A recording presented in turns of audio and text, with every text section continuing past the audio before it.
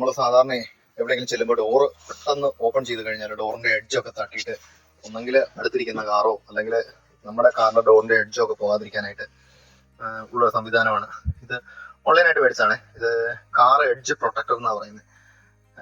ഇത് ഒരു റോള് ഞാൻ മേടിച്ചു കഴിഞ്ഞപ്പോൾ ഈ 4 ഡോറിന് ഒട്ടിക്കാനുള്ളത് കിട്ടിയായിരുന്നു. അതായത് കണ്ടോ, ഇതിങ്ങനെ ഇത് ഇപ്പം അവിടം വരെയുണ്ട്.